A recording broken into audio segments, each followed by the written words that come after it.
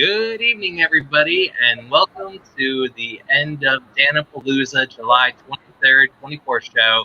My final guest at this time is Kane Phoenix. Hi, everybody. Thank you for being here. How are you? Thank you for having me. I'm actually okay, a little tired, but, I pushed through it. So, what first drew you into becoming a performer? Well, it's been 3 years now, so since I've been with Ignite, and I actually started out just helping our director Jeffrey, just kind of like his assistant with everything. So I didn't have that interest that I have now, like with dancing and the fire performing and the LED flow. It's something that the whole group of these people like brought out in me. Like it has always been there, but I didn't know it was there. And everybody's like, "Hey, you got this. You can do this." So I mean, I've only been doing it for 3 years my entire life. I'm 36 years old, and some things come late in life. So I finally feel like this is what I'm supposed to be doing now. Well, that's great. How long did it take you to master the fire performing?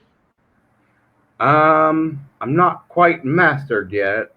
Still learning new things constantly. There's always something new to learn. But I've always had a thing for fire. I was that kid that would set things on fire, not to cause anything horrible, but I just liked playing with fire. So it's one of those things. I get to play with it. One thing you have to learn is like it still is dangerous, and there's a lot of safety that comes with it. Like I know we make it look easy, but like in the back of my mind, like, is my leg on fire? Is this on fire? I mean, it's always those things. Like, am I too close to someone? But I love it. I absolutely love it. It's just that feeling you get. It's that rush. I just absolutely love it. Has there been a favorite venue that you've liked performing in? I have a few. I can't just pick one. I think one of my very first number one is the show we did our own in Clarksburg, West Virginia. We actually did 2 shows that night. So that is definitely something that I do hold true and dear in my heart. And then I would have to say, like, we perform a lot in Morgantown, West Virginia, vice versa. It's one of our favorite places to go. They always welcome us with open arms to do any kind of show. I mean, even a few of us performers out of Ignite have competed against each other there in a couple of their competitions. So it's always something fun. But another one will be Pittsburgh Fringe that we did in 2019, because we also won the Spirit of Fringe Award, which is also one of their highest awards that they offer there. So it was awesome, and we did 3 shows for that in 2 days. So it was totally awesome. So those places and those 2 would be my ultimate favorites for sure. So, what kind of challenges did you face during the pandemic? I had a really hard time with not being able to go anywhere, because I'm a homebody, but I don't like to stay at home. I'm very out in the wilderness. So I got to go to like the state parks and stuff like that still, but like not being able to see my family, not being able to see my friends, not being able to perform, it was really hard. Like it's like just everything stopped and like nothing mattered anymore. It was like it was all about this virus, and and with the virus, we also did a documentary called COVID America that should be coming out soon. They're waiting on one of the major like Hulu or Netflix to pick it up.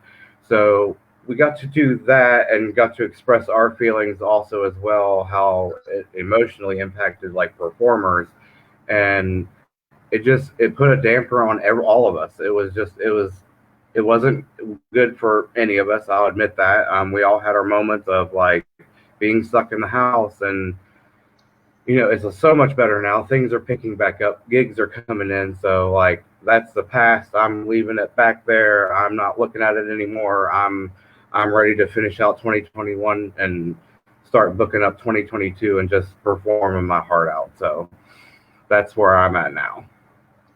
We look forward to that, and we will post when that movie releases, and we will keep posting more things within the group page. Yes, definitely. Definitely will be sharing. Tell me what it was like to shift gears from being a performer to going into the paranormal world. The paranormal has always been something part of my life. As a child, I knew something was very, very different about me than a couple other family members and my friends.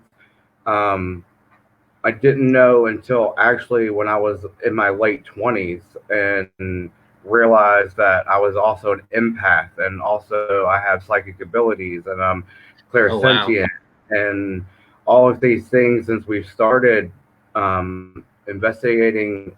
We've investigated pretty much everywhere in Salem because that's where we live and where we're from.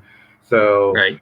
We've got a lot of activity, but there's not much of a difference from performing in that. It's just more that's me, that's who I really am compared to who most people see me on stage. It's a character. I mean, more in the paranormal, that's who I am. That's Cole. Mm-hmm. That's really me. So I mean, even Kane Phoenix is me. I mean, that's just the character Right. I've created, but it's not much of a difference besides the paranormal is who I am truly, that a lot of people don't get to know. Is there future dates and places you want to go, like the lunatic asylum in Weston or the prison in Moundsville? Those are definitely two spots that we have on our list. We're waiting. We have to wait till August. I do believe in August we will be renting out the whole entire asylum to to Q2 for us. So that will be a big thing. We also have some big news we can't discuss yet, but because things are in the works, that will be probably announced here in the next week or two. So, get everybody all excited because I can't talk about it.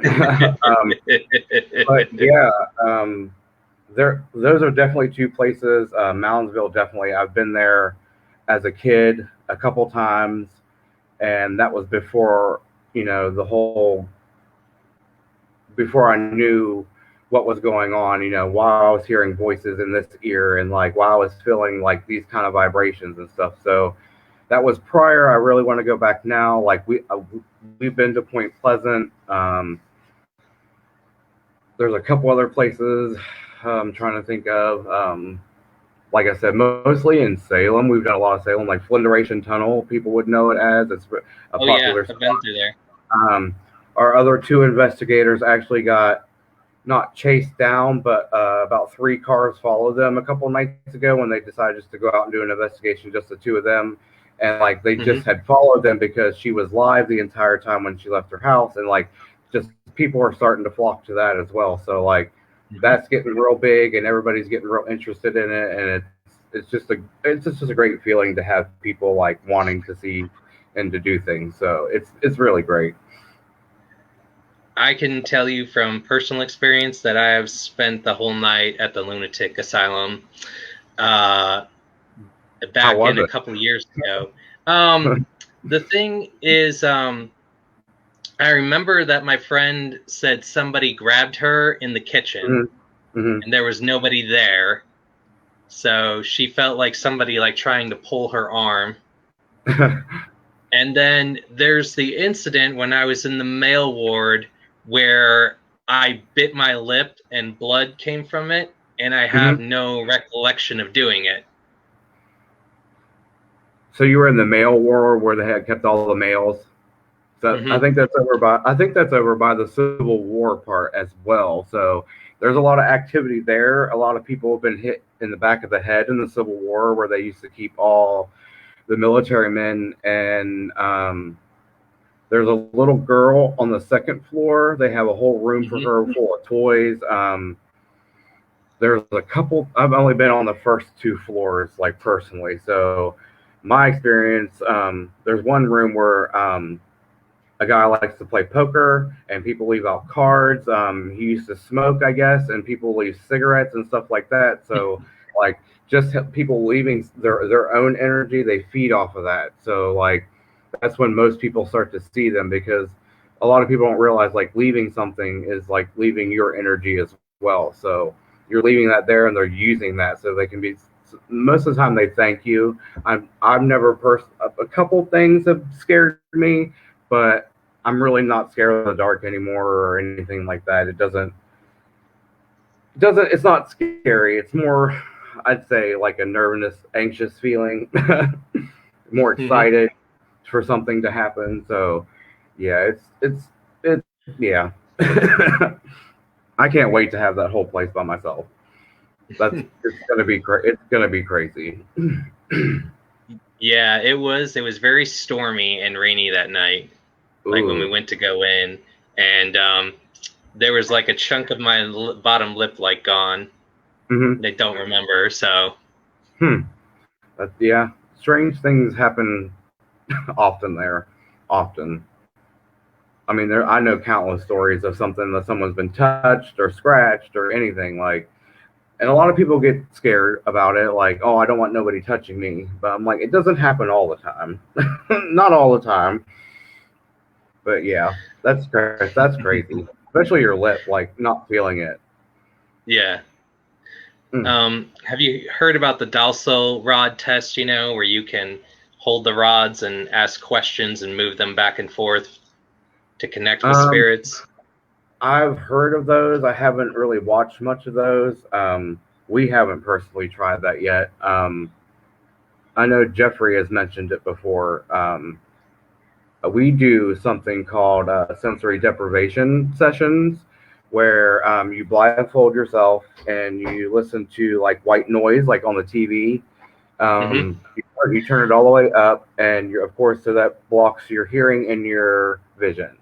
What it does is that it brings forth anyone's psychic ability. Everybody has a psychic ability. There's a certain way to harness it. So like you'll have pictures flash in front of you. If you hear words within the white noise, like I really personally like doing those, because like so much comes through, and like you can have other spirits and other energies come through at different times. And you also have a moderator outside that you can't hear that's also asking questions. So you can say the word popcorn and you have no idea why you said it, but when you go back and watch the video, like she asked a certain question and they answered with what it is. So it's a lot of like different words, and you don't know why you're saying what you're saying. So it's very, very, it's fun for me, and I love it because so much can come through. And like I said, like I could have you blindfolded, listen to white noise, and it activates the little bit of psychic ability that you have. So that's one thing that's very interesting about it. And like everybody's like, oh, I want to do it. I want to do it. So yeah, I love doing it. I love it. And I will say, take a look at the music box in the little girl's room. It's got the little ballerina in there that plays. When I went in there, it just started playing. Ooh. And there's like a wind up. I want something like that to happen, like a music box, like really roll the ball in front of me. I mean, I've seen shadows and like people walking through the woods, lights in the woods, even smelling like a weird wet dog smell. I want something like to fully like come in front of me, like roll that ball. Is there any kind of legends that interest you, like the Mothman, any kind of West Virginia or ghost legends that interest you? Mothman, yeah, definitely. When we took a vacation to Point Pleasant last year during COVID, and we did a little bit of investigating, and we found out actually that Salem is also tied to Mothman.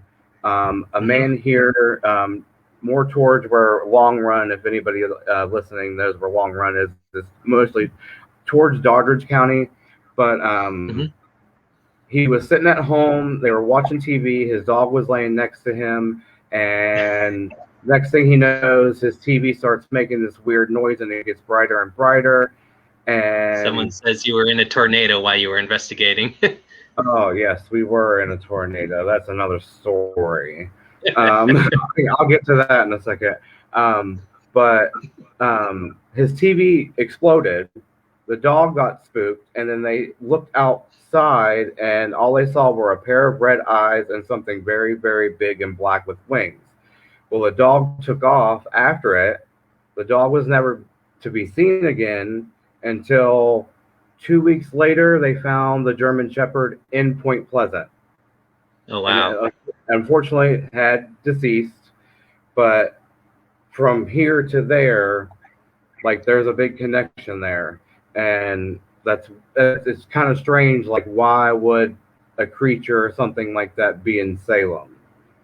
Like, there's really no explanation. Like, we don't really know why they're in Point Pleasant either. But, like, to travel that far, like, that's a 2.5 hour drive to get there. And yeah, but the tornado thing, we were actually, they have bunkers up there up north of Point Pleasant, and you can actually go in some of them still. They still have some restricted ones that have explosives. That's what they used to keep in them. And we got through a field and found where the restricted ones were, grabbed a couple pictures and got out of there real quick. But we got back into we got back into the open field because, the sky was getting dark. We knew it was going to rain, but it got real hot, and we're looking at the sky, and like it got real quiet all of a sudden, and then it was like a downpour and nothing but wind. At least 10 trees falling, almost hitting us, like in an open field. The worst place to be. And we finally figured out we had to like run a quarter of a mile to where our vehicle was, which we never made it to the vehicle. We found a bunker before that, and it probably rained another 45 minutes before we could even get back to the car. So we found out a tornado did touch down around us. So yeah, it was a fun last night in Point Pleasant. Comment: he literally would have died if I didn't push him out of the way. That's Jeffrey. He did kick me. I did not fall to the ground. Don't know how I didn't fall to the ground, but he did kick me out of the way, out of one tree that was literally about to fall on top of me. So he was the one that saved me that day. Oh my. Well, we're gonna get ready to wrap up. Is there anything else you'd like to promote or plug before we close out? September 3rd to the 5th, we will be in Wheeling at the Resurrection Tattoo convention that they're having up there. And then also in October 8th and 9th, we will be actually returning for a 4th time at Grooving with the Grove, which is, like I said, October 8th and 9th. And it's actually in Albright, West Virginia this year. They moved it from Philippi to there. So that's the one thing we're trying to let everybody know. It's about 20 miles north of Kingwood. So it's not too far out of the way, but it's in a much bigger area, a much cooler place. So yeah, we'll be doing those here very, very shortly. They're coming up. All right. Well, Dan-A-Plooza will come to a close right now. I'd like to thank my guest, Kane Phoenix. We'll be back September 10th and 17th with 10 new guests. Have a good night. Thanks for having me. Bye. Bye.